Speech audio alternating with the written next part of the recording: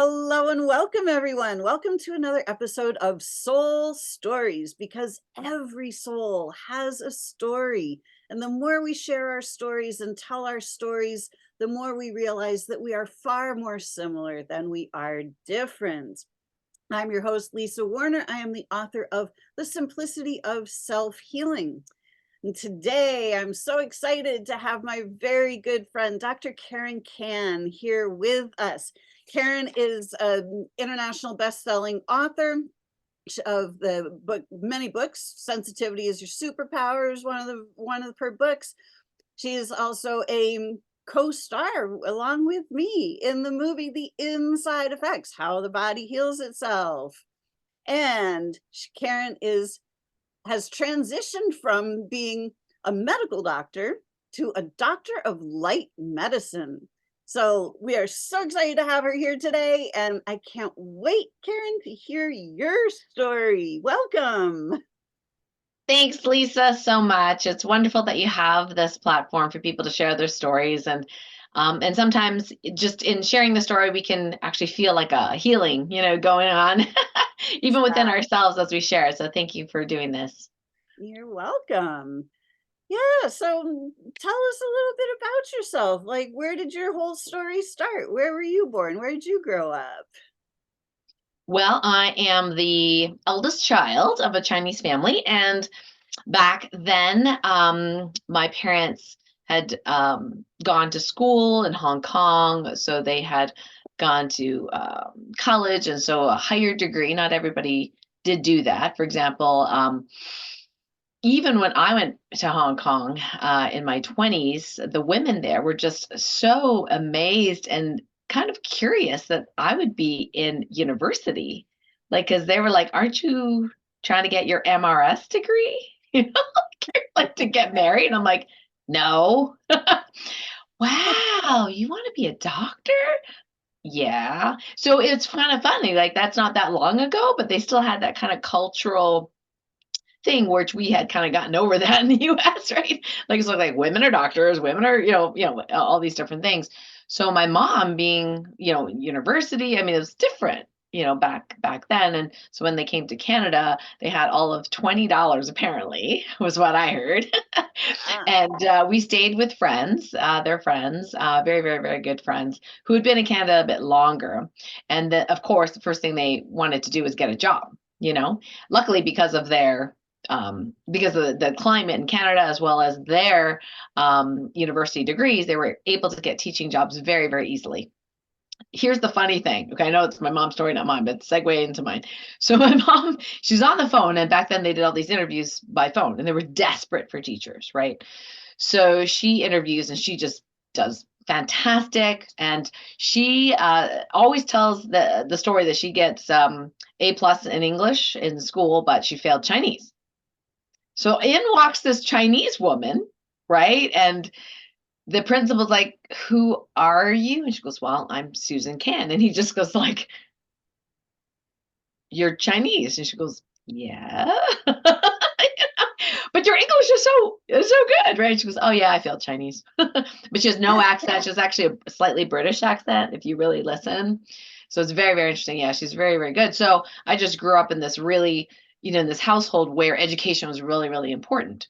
And in fact, in the culture in first generation Canadian, Chinese Canadian children, you were expected to do your family proud, as many families have that culturally, but you had to pretty much get A pluses in school and be at the top of the class and, funnel into one of several acceptable professions. Now, my parents are actually much more flexible than most people their age, possibly because some of the women and other people were not, university grads, but both my mom and dad were. But the guys, the men were, doctors and engineers and dentists and part of the acceptable professions. And so their children were basically, funneled into you need to be, a medical doctor and a specialist, even better, like a dentist was acceptable, not ideal, but acceptable. Engineer, like you had to be a high wage earner professional. Like being a lowly teacher, like my both parents were, was a little bit almost shameful, but not quite. Like it wasn't said out loud, but my mom always went through this, self-esteem thing where she saw her women friends with fur coats and diamond rings and things that were considered high status, but she didn't have that. And my dad was not, I mean, he came from a really, really poor family, so it wasn't important. And not only that, his love language is acts of service. My mom's love language, well, she has three, but definitely not the one my dad has. So they didn't get along for most of my childhood because my mom was like, positive affirmations, physical touch, and gifts. And his was acts of service, right? So it just did not like, and luckily I did share the love languages with them a lot later, and that did help their relationship not be so, conflictual because of not understanding how each person was loving each other. So, the energy though of the expectation, passed down, but it was very subtle. But I was already just my personality. I was born a high achiever. It was just, sometimes we're just made that way. So I was like, okay, so and me well enough to know, like I when I grew up, I was like, yes, I did want to be top of the class, but the thing was this, I didn't necessarily struggle. Like I was stressed out all the time because I wanted to be top of the class, but I literally was. It was also internal. Like it just was really, really important for me to do my best. And back then, it meant try to be perfect. Now I know doing your best is not necessarily being perfect. So I am a recovering perfectionist. Yes, I admit that. Amongst other things like recovering codependent and all sorts of things. So, um, but yeah, so there was this expectation to become, a doctor, something like that. And there was also an expectation to be good at music. So my parents did not have the same money as their colleagues that had gone to medical school and, they were now surgeons and, they had more money and they were lowly teachers. So they didn't have as much money. So, whereas their children went to piano classes and violin classes and flute classes, since the age of 3, very normal, right? Like in Canada, it's like you're a figure skater, I'm a figure skater. So, we hear about Elvis Stoico from Canada, or Wayne Gretzky. I mean, they had skates on when they were 3, right? I mean, that's normal, right? So for Chinese family, it's normal to have their children in at least, 2 or 3 different instruments, plus requiring them to be, in Chinese school, plus requiring them to be A+ students in school. So I did want to learn piano, but my mom was a really, well, they're both really, really good teachers. So my mom said, I think I was 3 or 4. She said, "Are you going to practice?" And I'm like, "No." At that point, right? And she's like, "Well, okay, well, we're not going to buy you a piano then." Right. And she was very, I mean, I think that's kind of appropriate. So I didn't get the piano, but then I started really wanting to play piano. So she was like reverse psychology woman. Like she was incredible. Right. So then I just kept desiring it and desiring it and desiring. So whereas everyone had been, playing piano for many, many years, I started age 10, and that was like old person age, okay, for Chinese children.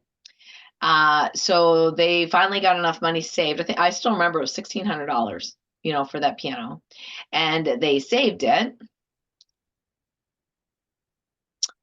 They saved it, so I could play it.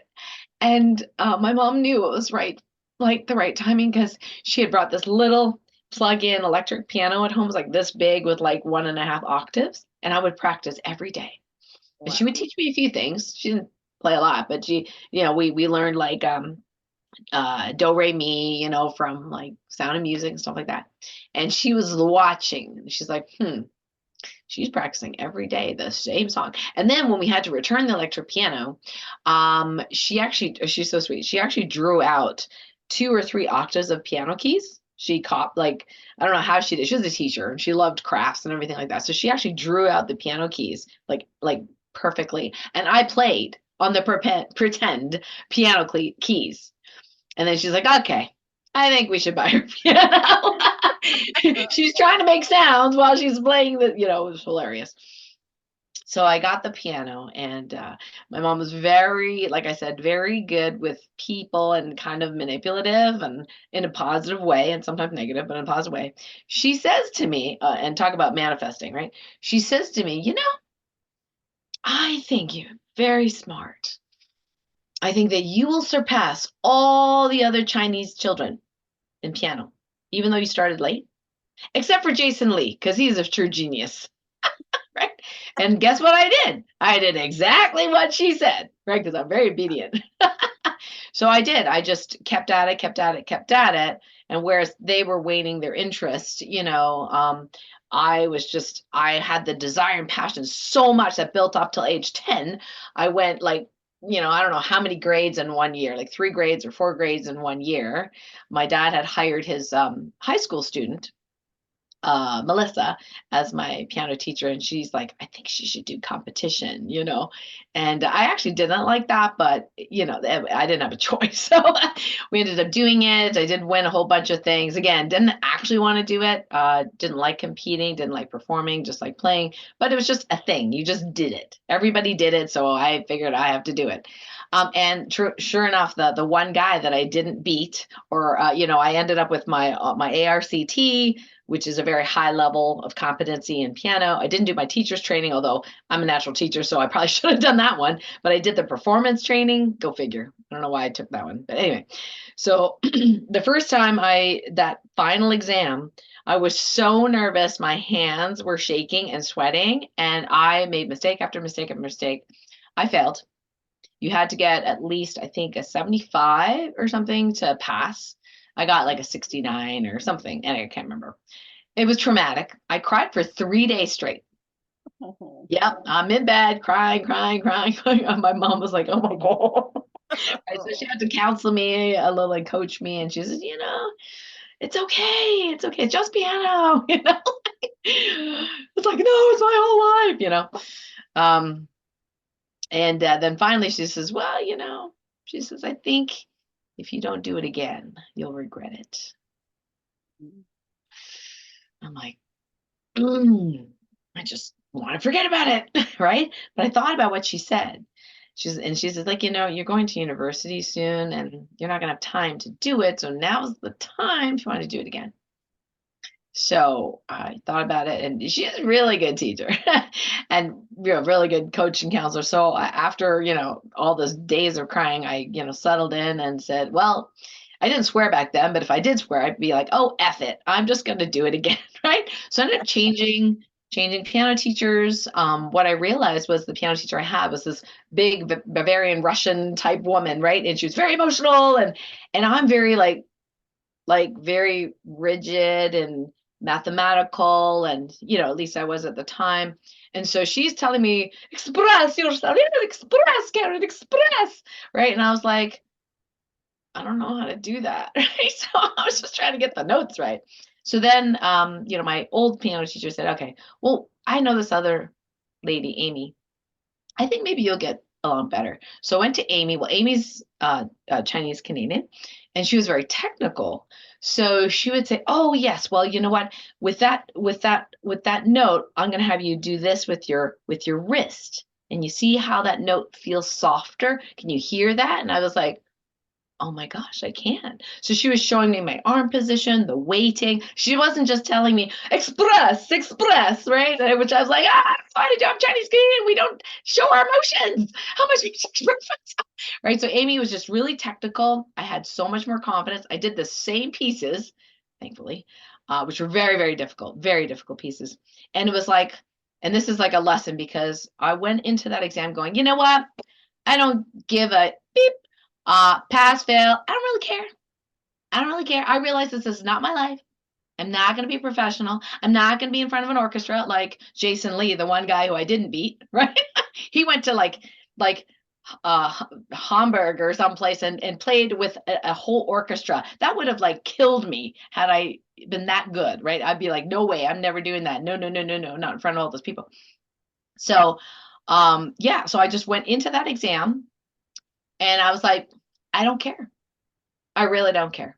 I'm just gonna play for fun, and they fail me, they pass me, that I don't really care. And you know what? I wasn't nervous, right? So I just did. I was like expressing myself right the way that I could. And the funny thing is, all these little tests. I was really good at the hearing test. That was always very easy. But the sight reading, that was really hard. They would put a new piece of music in front of you, and they say play it. So I mean, it wasn't like really super hard. I mean, the first one I got, the first test where I failed, years before, it was all these chords, and I couldn't stand chords. But I was nervous. You see, I literally manifested what I did not desire. The second time, I didn't care, right? I just let go, unattached to the outcome. So I got exactly the sight reading I love the most. It was like what did they I forgot what the name of that type of piece is. It was like la la la la la la la la la la la la. Those I liked, right? Chords. Bleh. So it was like the perfect thing. The scale they asked me to do the first time, it was super hard, like F sharp minor or something. The second time was fairly easy. Maybe they knew I failed the first time. I don't know. Anyway, but it was relatively easy, and I did all my pieces, didn't really make any major mistakes, right? And the hearing test, I always got perfect. So yeah, that was fine. And I got like, yeah, they never give really high marks, okay, in music. Like all my other marks were indeed like 95, 100%, like in school. Music was my lowest score. Yeah, so I think it was 85 or something, like 82, 85, something like that, right? So obviously I passed because 70 is pass, or 75 was a pass. Yeah, and I was like, oh, cool, I got my ARCT, right? So that was it. And okay, you're gonna love this. I don't know if I told you the story. So my mom says, well, one of the reasons why you need this degree, the ARCT, is because one day you will be pregnant, and when you're pregnant, you will need an income, and then you can teach piano. Yeah, because she says, well, you see these other jobs at McDonald's and things like that, right? For whatever it was back then, $3 an hour or $4 an hour. She says, no, piano, you can charge $15 an hour. I said, that is true. Right? So I did start teaching piano and get some pocket money, that kind of thing. But the whole time I believed her. Like if I got pregnant, then I would have to stop everything and have an income, and I could work from home. Go figure. Right now, work from home and have piano students, and I would have a decent income. I never even questioned how ridiculous that could be. And the reason the reason is like when she was pregnant, she was really sick. Mm. So she was like all of 90 pounds or something crazy like that. So us babies were like tiny, tiny, babies. So she was really unhealthy. So she just projected her thought of what it's like to be pregnant onto me. And I didn't know any better. So I was like, okay, makes sense to me. My left brain's like, yeah, you make more money, you become a piano teacher. But later on, as I got older, I just realized how ridiculous that was because I saw all these pregnant women in medicine doing doing their thing. And my dad, that's partway through the high school. So my mom had this idea, right? Like, I'm going to go to school, be really educated, and then the fallback when I'm pregnant is, teaching piano. My dad, on the other hand, was much more progressive in that he didn't expect as much, even though I was the first child, because I wasn't a boy, maybe, but the boys were expected to, definitely be, highest. And he was the second actually child. His older brother died when he was young, so he was never treated as the firstborn. And it's great to be treated as a firstborn because you're like the king. You get the most money, the most presents. All the inheritance goes to you, not any of the girls or any of the siblings, even if you're a boy. Like that's all these, Chinese culture things, right? But he was really progressive because he went to school. And he told me he saw me looking at 17 magazine. I know I cringe to admit this, but like I was really into workouts, and they had these workouts, and they had the hairstyle and makeup and all this kind of stuff. So I was really into that as a teenager. And he says, "Oh, here's an article on from magazine on haircuts or Like he was really sweet, giving me some stuff. Oh my gosh. My mom freaked out. She is not becoming a hairdresser. You do not get A+ in schools to become a hairdresser. My dad's like, okay, okay, like, come on. I mean, she likes it. So I was like giving her, don't encourage her. I'm exaggerating. She wasn't that forceful, but it was hilarious. Looking back, it was hilarious. So I was like, okay, I'm not allowed to be what I desire to be. Okay, well, I guess I'll be what I'm good at, right? So I did resist the whole doctor thing, but come to find out, I really like people. I really like science. Loved biology. Physiology was like so cool, right? Loved chemistry. And actually, I'm going too far because when I was in school, grade 9, my science teacher didn't know how to control the class, and me being extremely shy and one of the only Asian people in the entire school, there was some racism there. But also, I mean, I had the sign on my forehead, abuse me, right? Because I'm so scared. So I was getting bullied a lot. Um, and it didn't I know why now, but it didn't take long between grade school and high school for them to figure out that I was bullyable. I wasn't that good an athlete, so my that was my other low score was gym. The only reason I got a higher score in gym was because my health score was 100, right? When we did, the cardiovascular system, like all these kinds of health, whatever, all the bookish stuff, I got 100, so it pulled my 75 up, and yeah. So, but my two best things I did in gym, which is hilarious, is dance. But now you can, like, in America, when I came to America, I was like, wow, they got figure skating. You can do figure skating for your gym. That is so cool. But in Canada, it was very restricted. I think I did good in swimming because I already took swimming lessons and dance. That was it. But mom's like, you are not becoming a dancer. This is a terrible profession, right? So I was just always focused on the science. And then the first year, because the science teacher was so, you know, I mean, the class, I mean, you could throw anything in class. I mean, it was just, he would just smile and go, okay, children, stop that now, right? People are loud and noisy. And I was like the only person in there trying to learn. I'm in there, like sitting there terrified because I'm between like the worst kid in class who's at either behind me or in front of me. Oh my gosh. I was like, this is a nightmare. I hate this class. I hate this class. I hate this class. And so I said to my dad, he's a high school teacher. I said, I hate science.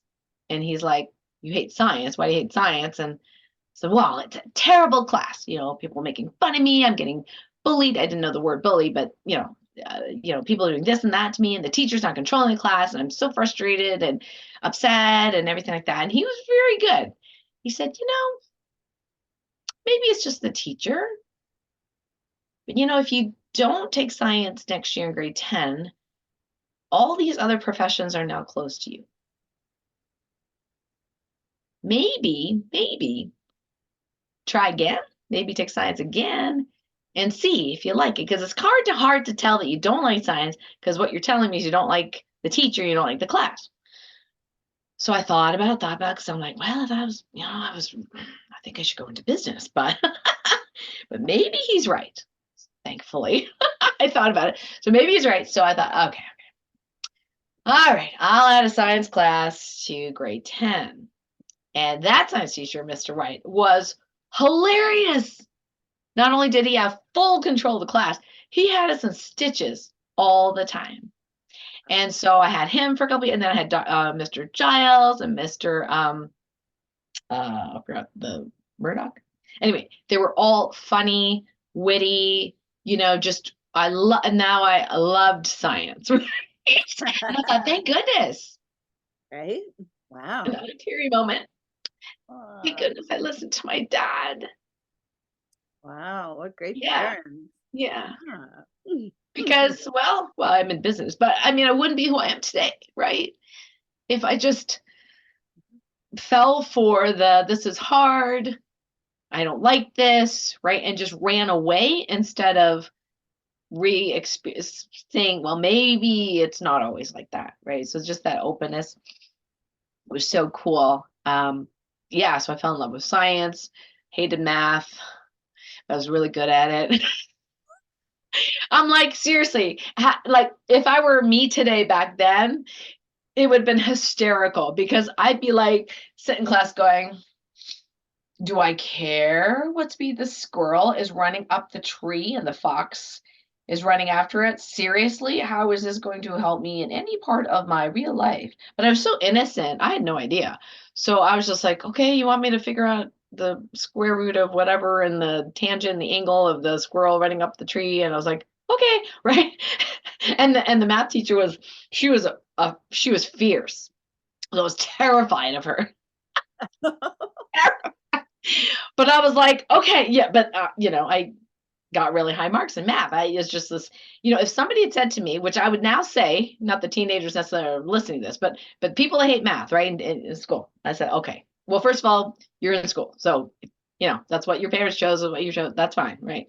But here's the thing: if you hate math, I got to tell you the secret. The secret isn't that in real life you will need to find out how fast the squirrel runs up the tree so the fox doesn't catch it. The secret is they make you do math so you can solve problems. Had they told me that, I know this is completely seemingly irrelevant to your life, but you know what? The muscle that you work out in figuring out this problem, that is going to help you for the rest of your life make decisions. If they had said that, I would have been like, "Oh, okay." Or they would make it applicable, right? They would say, "Okay, well, here's the thing. If you choose to, be an adult and earn money and pay taxes, none of us really choose to pay taxes unless we know better. But anyway, so say you're like, oh, this is inevitable. I need to pay taxes, or I need to figure out a contract. This is a good contract, right? How are you supposed to know that if you can't do math? You don't. You're like, I don't know. Like, so I think that some of the people, like even really, really, really, really like rock star, literally rock stars, or like, I don't know, athletic stars that didn't actually go to school or didn't finish high school or something like that, they're at a disadvantage because they can get taken advantage of by people who do know and that could cheat them. So yeah, on some level, I get it. I get it. And like I said, I hated math, hated math, hated math, and then of course I decided to go through science, but then you had to do math in university, and more math and more math. And so I remember in natural sciences in Canada, the universities were very limited in terms of, especially if you're in science, in terms of what kinds of like electives you could take. Because later on, when I moved to America and was listening to my medical colleagues about what electives they took, like one took like Irish dance or something, and another took figure skating, and another took something like I was like, oh, I would have loved to do that. No, first of all, there was no room in that really, really tough science schedule where you got your science classes and then you have a lab. Okay, it was much more work than the business people, the gym people, like anybody else. So much work. The workload was incredible. There was no room for an elective, and even that, there weren't electives. You couldn't do a swimming elective. You couldn't do a dance elective. It didn't exist, so you kind of had to sort, what my elective was? It was linguistics. Oh, Yeah, yeah. oh, Well, the one that fit the class. Well, actually, the first elective was religions of the world. I thought, oh, I'm gonna ace this. One ah, book's $14. All my other books are $114, right? This thick. How hard can it be? Oh my gosh. I had to go into the dictionary about 5 times reading the first 2 pages. oh, gee. And I thought, this is an elective, and I am gonna fail this. So I said to the counselor, okay, I'm not doing this. It was funny because it kind of, if you think about what I do now, religions of the world, you know what I mean? It would have been actually pretty interesting. So I had this inkling about spirituality and religion and stuff like that. But it was so thick and heavy. I'm like, oh, I have so much work as it is. I can't do this. So they said, well, there's not that much. You can take this linguistics class. I'm like, I don't even know what linguistics is. So my friend was taking it, so I thought, well, I'll accompany her and do this class. Well, it was really hard too, but at least I could understand the words. The book wasn't that thick, thankfully, you know. and it wasn't $100. So it was like, whatever, $20. So we're working through his class. I mean, it would take me 4 hours to do the assignment. And to be honest, I don't think my linguistics is any better right now than it was then. So I'm not sure if I learned anything, but it was literally like this problem solving thing. It was the same engine that I used to do calculus, Hmm. which was fascinating. Like I said, I don't remember any of it, but yeah, well, I think the professor knew that that I was helping her. So I could have gotten in really big trouble. But I was like here are all these students from business and arts and everybody taking linguistics. And here's the science nerd, right? Me and Anna, the science nerds in class. People were so lost in class. They're failing left, right, and center. But the science person here is getting A plus, right? Because it's a problem that we're solving, and I could do. And then Anna was trying to figure out what was going on too. So I would say it in a way that she would understand it, and then she would do the home play, right? But I was giving her major hints, right? So luckily I didn't get kicked out because I was a good student, but because I was helping Anna. But yeah, she got a B, I got an A plus, something like that in linguistics. Um, and then I just remember like every winter at Christmas time, everybody would be going home for Christmas except the science students.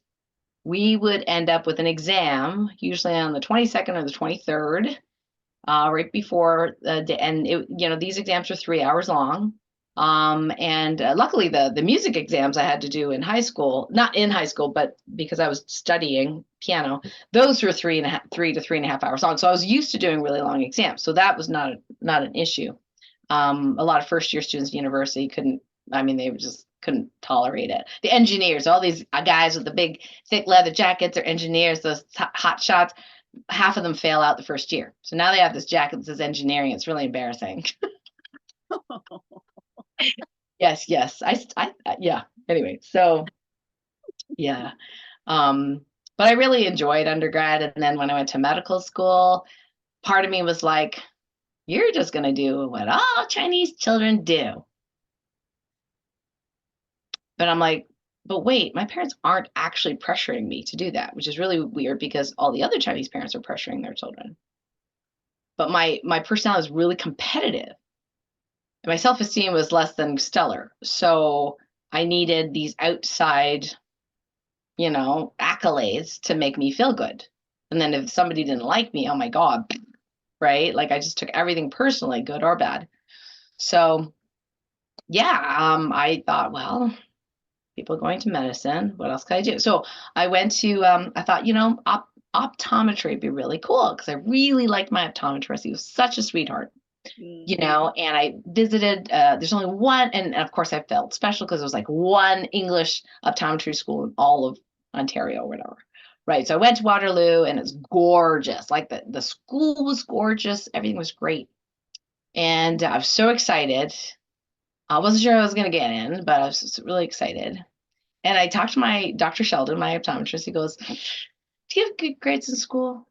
Yeah, I do. I really do well in school. He goes, I think you're going to be bored in optometry. And my heart just sank. I was so like attached to going to that school.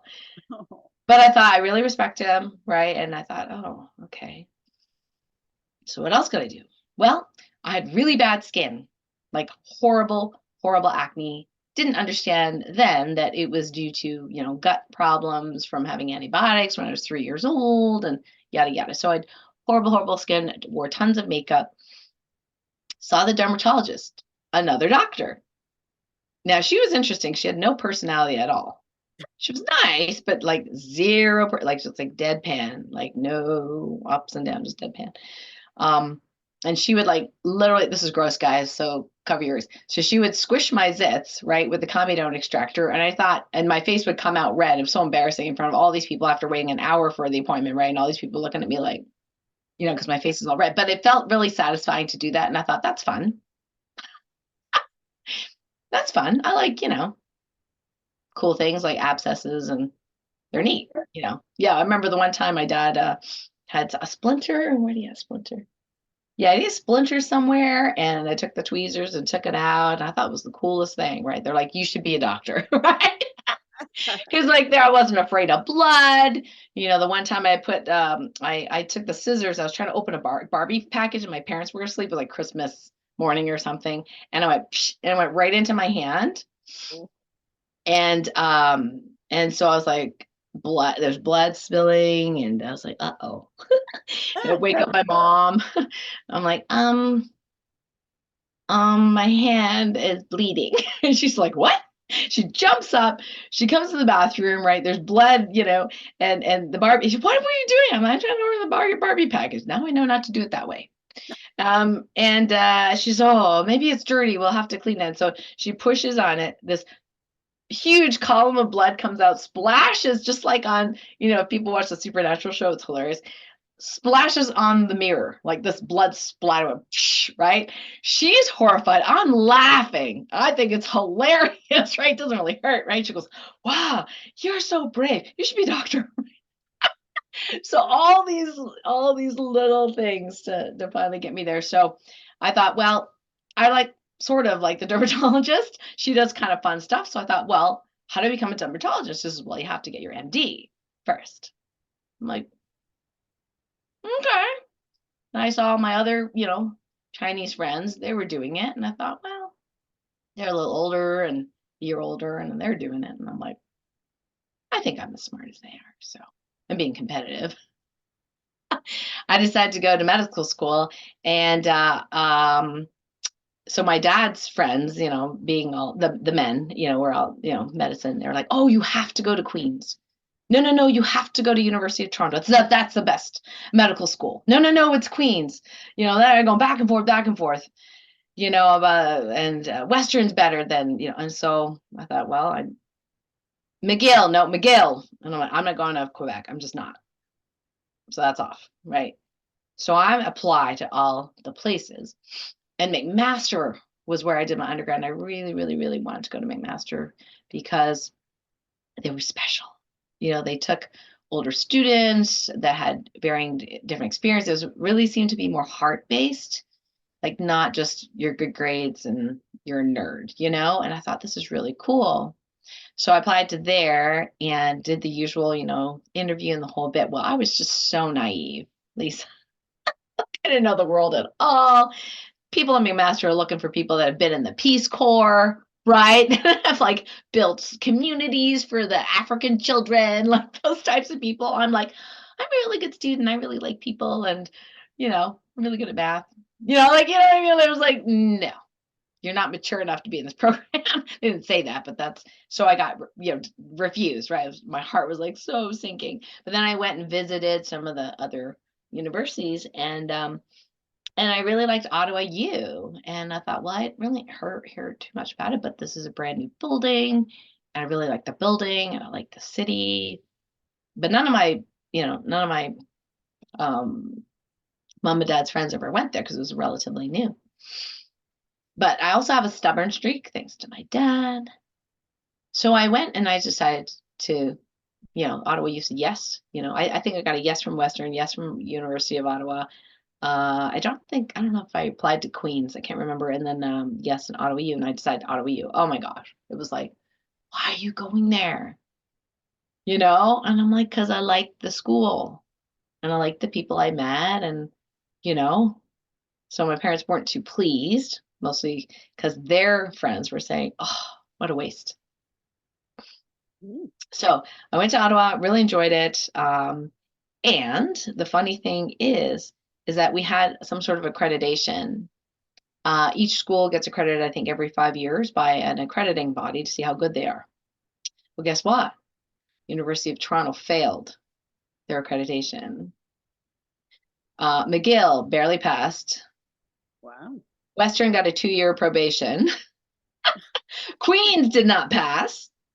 Ottawa U got a full 5 stars. See you in 5 years or 7 years or whatever the accreditation. Yeah, we were the best. Wow. We were not well known. Right, but remember, they're my parents' friends, right? Like back then, maybe they were the best. They assumed it was going to be the best because they have the best reputation, blah blah blah. But also, I think that had I gone to U of T, I probably in Toronto, I would probably would have been partying. I mean, it's kind of funny because I was not much of a partier, but when I was with the Chinese community, I was like the life of the party, like the star. I was funny. I was like the most outgoing, right? When I was the only Chinese person, right?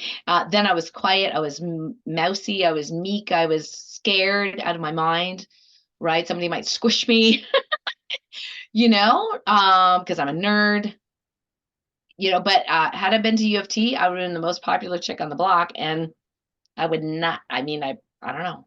I don't know. I might have partied a lot because I would have been instantly popular because, I was like good looking and, Uh, yeah, but I, went to school where, there weren't that many Chinese people and it's not that bad like racism and stuff in Canada. It's very subtle, it's very subtle.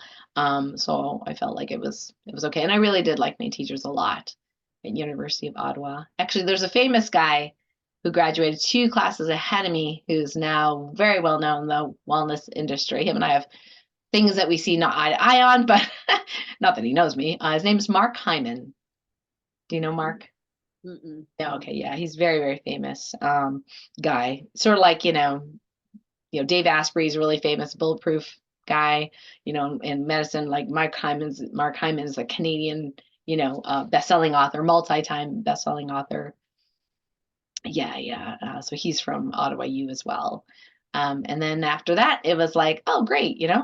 I was very popular, after, getting to know people in Ottawa. And when I graduated, my preceptors were like, wow, we want you to work with us. And I was like, awesome. Right. Like, I was like, literally had patients there already. Like, it was like, job was just like laid out on a platter. It was going to be easy town. Woo! And then my husband's like, well, my PhD professor is moving to the US, so I have to go. I was like, well, what about me? Like, what? Okay, so we're married. So now what do I do? Right. So I thought, okay, well, a good wife follows their husband. I learned that from my mom. Followed him to the States while I had no job. So I went from being, again, developing, well-known, popular, like because I was really good with patients and really like on top of things and just a really good doctor to who are you from Canada? Full obscurity. Then I got cheated by the lawyer that was trying to $5,000. There was a hospital that paid him to bring me on board. And yeah, he didn't do anything. So that was Oh, interesting. And then, yeah, so the whole licensing thing was interesting. But in the US, they do things really differently in many ways. First of all, in Canada, if you're a medical doctor, just like anybody else, especially if you're salaried, you get maternity leave. mm, And there's not that many salary doctors in Canada. Maybe there are more now, but there were many women with kids and stuff. They would be salaried. They'd usually a lower income, place where they worked, so they didn't earn as much money as their, male counterparts did, who were more entrepreneurial. But it was, they're like, they take like 2 years off, and they get paid for most of that. So I asked about maternity leave here, and they looked at me like I had two horns. Like, as a doctor, I'm like, yes. Wow. You have that in Canada? Yes. We have paternity leave too, and it's this long. And they're like, wow. It's just like it's such a novelty, right? And the mental health system was very different here as well, because in Canada, it was just like mental health was just part of health. So everything was covered through the Ontario Health Insurance Program, the OHIP. Whereas here, I had to like advocate and paperwork, and it's like there's one insurance company in Canada. There are 50 that I have to deal with. And thank goodness I was salaried, so they dealt with the insurance companies, but I had to ask permission all the time to advocate for my patient. This person needs mental health care. It's unlimited. If they smoke, if whatever, that's unlimited health care except for mental health care. I said, what is that? well, you only get 20 mental health care visits a year in that insurance. I'm like, why? They have unlimited for their diabetes, their cholesterol, everything like that. Why is it limited to 20? Well, that's the way it is here. I'm like, but it doesn't make sense. So I spent a lot of my early years fighting because I was in fight mode at the moment at that time. So I was fighting and fighting and fighting. Couldn't believe, like, what do you mean you don't have something for children with mental health issues? You have to ship them away to this institution because we don't have anybody? What? Like, I was just so, I was from a big city, right? So I'm now in a small city. So it was really different, and I had some trouble at the beginning. But I was also from a university setting, and I wasn't very laid back. So I was trying to like pull like all my colleagues who are very laid back, all athletes, in Lake Placid, pull them up to some imaginary standard Mm. that I had. Now, the administrator loved it because I did all this on my free time. Oh. Yeah, I made charts, I made, and you'll laugh about this one. I wanted to make a standard where, all the well child checks, we had all the things check marked, include all their vaccinations up to date, right? Everything was up to date, blah, blah, blah. And I made this chart, I put it in, and I literally instituted my version of how things should run because things were falling through the cracks and, just bugged the heck out of me because I wanted mastery. So my colleagues were like, oh my God, what's she instituting now? But the administrators thought it was great. And the funny thing is they got accredited because hospitals do get accredited, Mhm. and they credited and they're frightened. Hospitals are scared when this happens because they could, be unaccredited and then they could lose lots of money and all this kind of stuff, right? So the doctors, they were all salaried here. Like they're like, yeah, whatever, but because I had created these charts, these flow sheets, and now it's all automated through, computers, but back then we didn't have it. The audit people or the accreditation people, they audited, the practice and everything like that. And said, "Wow, these are really amazing charts. Can we take a copy of that? Who made these?" And they're like, "Oh, Dr. Karen." And it was hilarious, right? And my colleagues were just like speechless because they didn't really want to do it, but I was making them do it. But the administrators got like kudos. You guys are doing great. Keep up the good work. Love these charts. Thank you for the copy. We'll see you later. See you in 7 years or whatever it was, right? So we're like, yeah. But then suddenly I lost my license because in New York State, a temporary license, as in a Canadian can have a temporary license, is only temporary for 3 years. Well, I thought I could renew it. You can't. So I'm like, I live in wait. So a doctor in an underserved area, Keysville. They need a doctor. And you're saying that I can't doctor because my 3 years is up?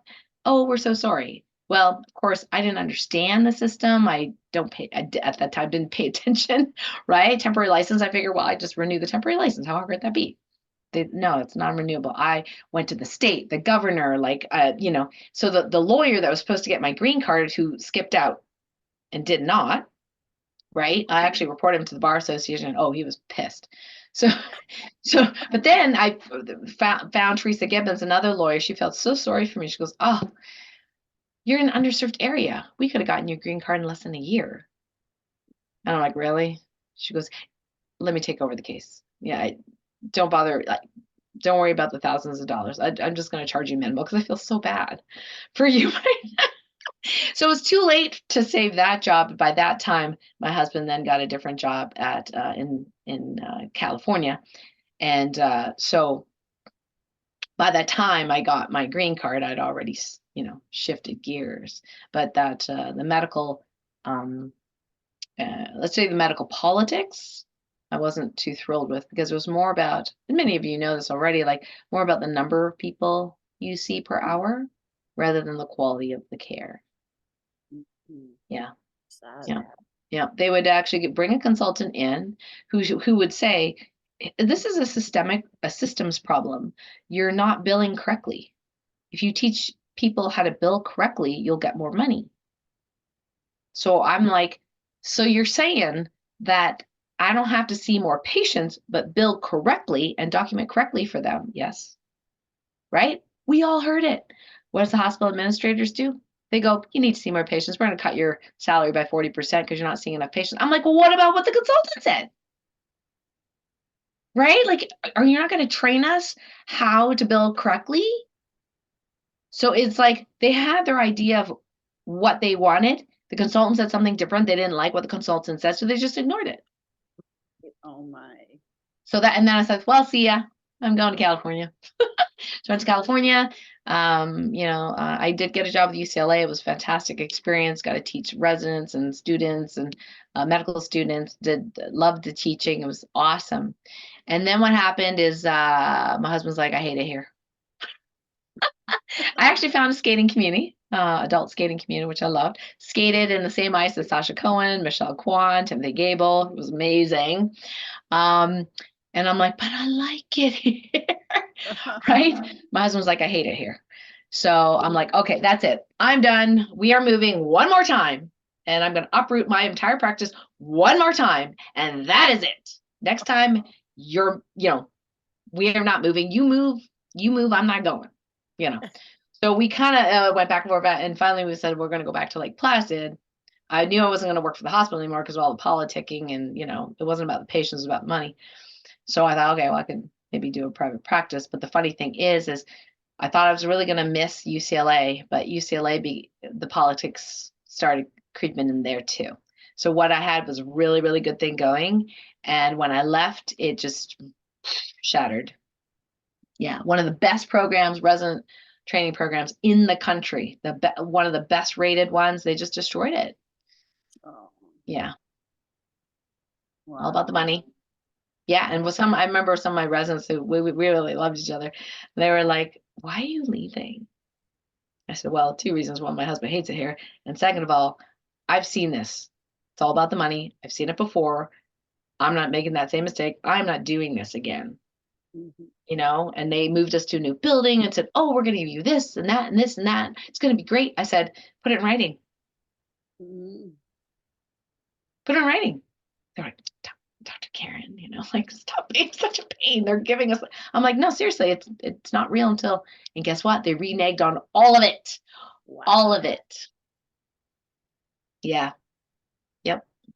And then we found out through a paperwork left somewhere that it shouldn't have been left, that the top two people that, we knew they earned more money because they were like, we'll say president, co-president or whatever, that ran the department, that somehow, somewhere, I don't know how this piece of paper ended up in a shelf somewhere in the meeting room. We found out how much more money they were making. So they were literally selling us out, the rest of the faculty. And I was like, wow, I really liked you guys. Yeah, so it was like politicking and just realizing that wow, I gotta go out on my own. So that's what I did. And on my own, it was still difficult. I ended up with fibromyalgia chronic fatigue syndrome when I came back home because again, I chose an underserved area, right, where there was a job, and I just burnt myself out. My husband wanted to, he was very unhappy in UCLA, so he went and wanted to build a house and homestead, and then I funded the whole thing. I worked massive numbers of days with no time off because I had the thought that was all about, making somebody happy. Mhm. Yeah, yeah. And was killing myself to make someone happy. Because my mom told me that's what you do when you're married. That's your job. I was like, oh my gosh, how screwed up is that, right? But I learned a lot. I learned a lot. And so we built the house. We lost the spouse. I kept the house because he couldn't afford the house and he'd rather me have it than somebody he didn't know. So I still have that house today. And he's since remarried and has 3 kids, and it's all good. Like, we even had them over for Thanksgiving one year. So it's all good from that front. But boy, that's a lot of learning. And then I finally had to let go of that underserved job because it was like 2 hours of travel a day, through like winter storms, all sorts of stuff. And they got to a point where they also said, you need to see more patients. But in this case, it wasn't because of the hospital, but they literally needed the money. You know what I mean? They're like, why can't you see this many patients? I broke down. I said, because I'm sick. And the staff were like, we knew something was wrong, but we didn't know what. And I was like crying, and they're crying, and they're like, but we want to help you. And I was like, oh my gosh, I never thought, since I was like one of the only doctors in that space, that everybody came to me or the other doctor. Like we were the rock in that town. And I thought, well, I'm here to support them. They can't support me. So that was a big learning. It could, because the minute they knew I was sick, they would be like, nope, we're blocking off this part of your schedule. Drug rep, nope, she's not seeing you today or ever. Like they were protecting me and Nice. and taking ownership of, let me do that. You do this, let me do that. And I was like, I didn't know what it meant to be supported. Wow. That was so cool. That was so cool. And then I know we're running end of time here. I didn't know I was going to talk this whole time. You were just, politely nodding your head while I'm going on and on. And laughing at my silly jokes. But yeah, I, finally had to go into private practice and do the holistic medicine. I had to heal myself, right? I just had to really be sick for a while to really honor all those lessons of pushing and codependency and just whose idea was it that, and my parents went through a loss because they felt like, oh my gosh, she's giving up medicine. What's going to become of her? My dad literally said, can you earn money with acupuncture? And my husband at the time, he was like, you're crazy. Okay, you're like doing this woo-woo acupuncture stuff. That's okay in a big city, but we're in a small town. These are all like rednecks here. He's like, Wow. they're not, you're gonna be like, no one's gonna come to you. I'm like, you know what? I'm doing this because I love it and we'll see. Right. And soon enough, there were 3 acupuncturists in town, actually 4 at one point. you Wow. know, uh, People change, and we just, the Kevin Costner thing, if you build it, they will come. It was kind of like that. So, and part of me is stubborn. So I'm like, I'm proving you wrong. Yeah, yeah, yeah. So it was good. It was a wonderful experience. And then after that, I got the message that I was, saying the same thing, patient after patient after patient. And it was all this self-empowerment, learning, that I'd just seen thousands of people over the years, and just like, here's the pattern, right? And just like you do, the belief patterns, the conditioning, the stuff that I went through that made me sick. So sharing some of that and realize, wow, I'm saying the same thing over and over again all day long. I ended up being like just taking care of 20 people overall. After a while, 20 seemingly dedicated people. And I thought there must be a more efficient way of doing this. So then I thought, I'm going to create a course. It was called the Holistic Health Transformation Program. And my friend Kathy and Sabine were part of that and started doing some talks, around town. Really, really enjoyed that. Found it, well, this one to many. That's pretty cool. And then finally, I got the hint. I thought, okay, this online stuff, it's kind of hard to do, but I feel the pull to teach more people. And so when 2019 came around, I'd said to my patients, I might be retiring and doing just online stuff in about, 2 years. 2 years sort of in November 2019. And I said 1.5 to 2 years, my letter actually said. So I thought, well, at that point, I was doing muscle testing, body code, emotion code, a little bit of my own modality. And then, connect to source. Source said May 2019. I'm like, okay, well, that was the earliest time I was going to close the office. But I kind of sort of think November, because part of me didn't want to disappoint people, Yeah. the loss, the abandonment, that kind of thing.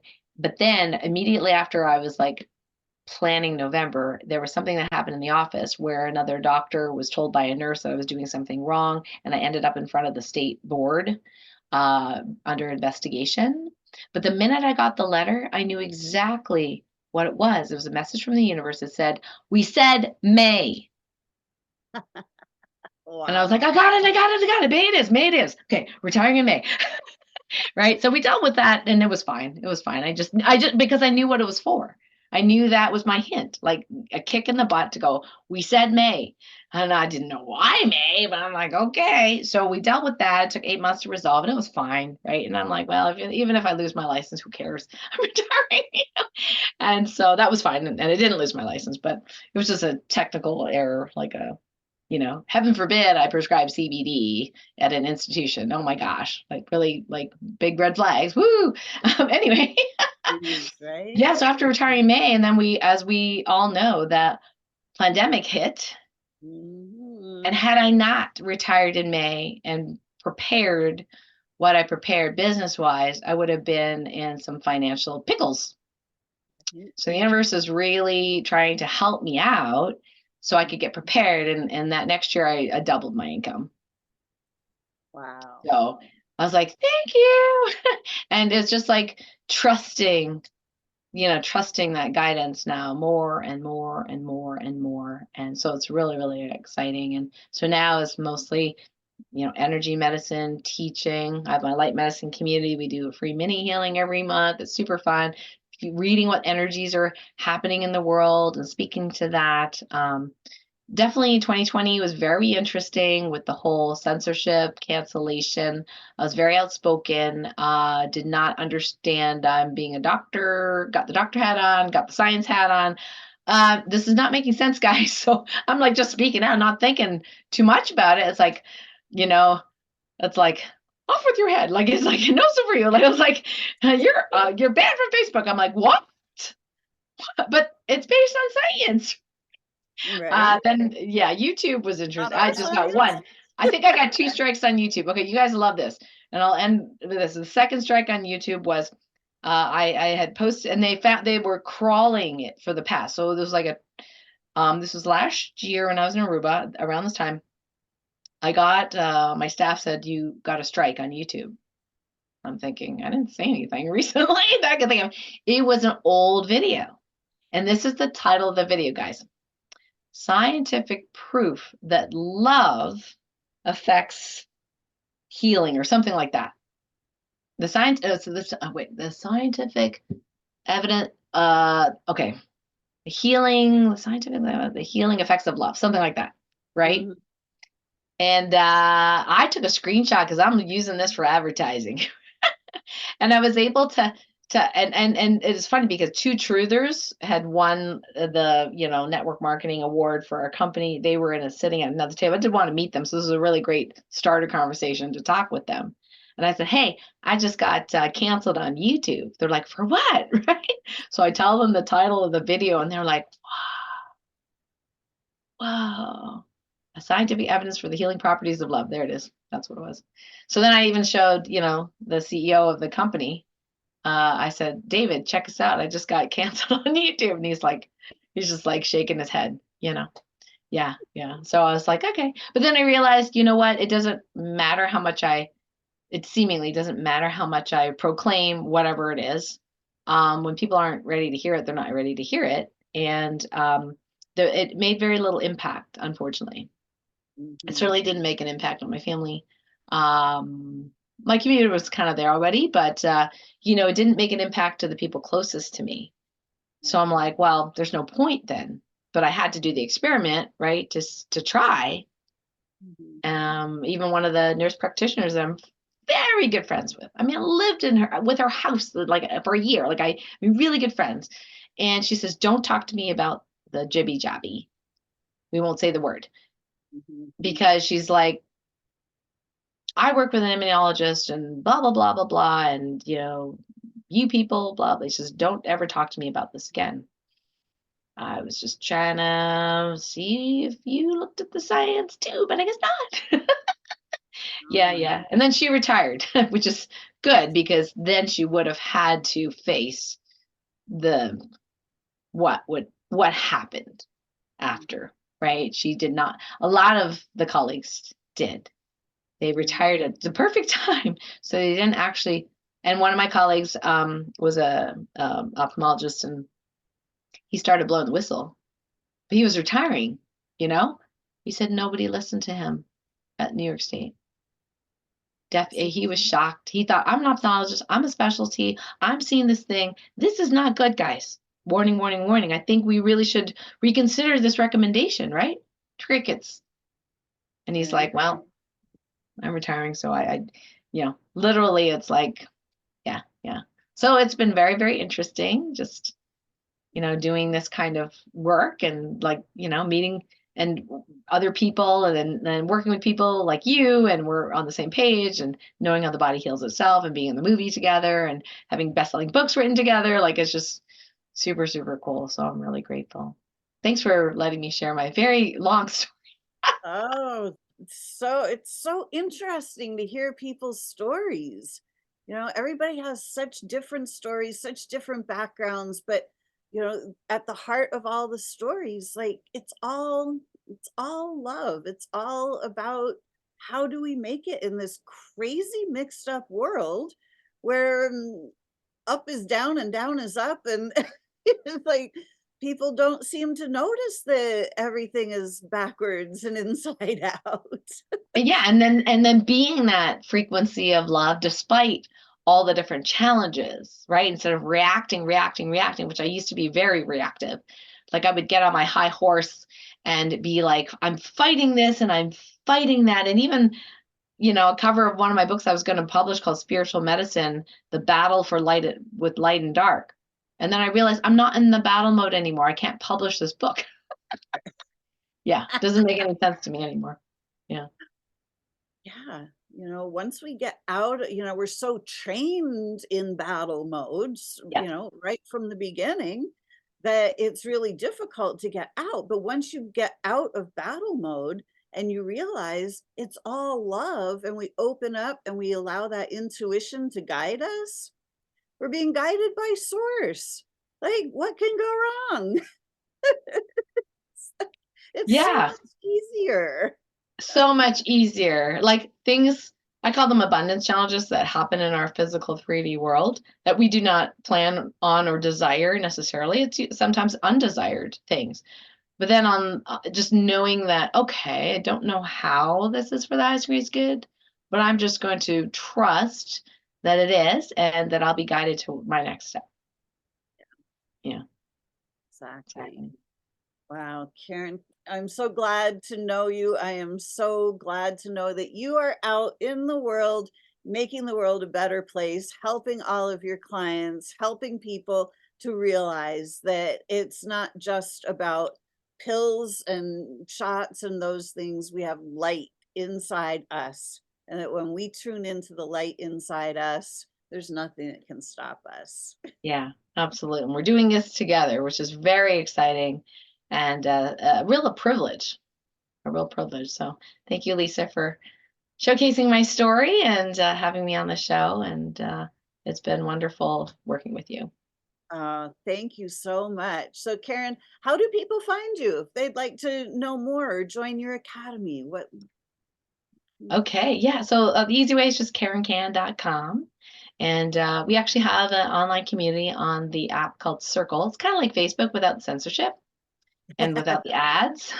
But it Impressive. functions very similarly. You can like and you can comment. And so people ask for support there. We have several different channels, if you will. We have a calendar. Like I said, we have a free monthly healing session that people can attend, and actually put in their healing requests, even where we put them in a 24-hour healing basket where their conscious frequencies being sent, immersion of love, that kind of thing. So it's kind of a nice freebie, and we have a whole bunch of other freebies as well. There's too many to list, but joining the community is absolutely free. So you can just go to karencan.com/community, and then you join us there. Introduce yourself, like where you're from, or where you live right now, what your interests are, and you'll probably find someone else that's actually closer and local to you, because our community seems to be from all over, and it's just fascinating that people didn't know that somebody was like a couple miles away, or at least in the same state, or it's kind of neat that way. And we always have real fun things coming up, whether it be on the podcast or camp, or the launch of different programs. So if you're in the community, you'll be in the know. So thank you, Lisa.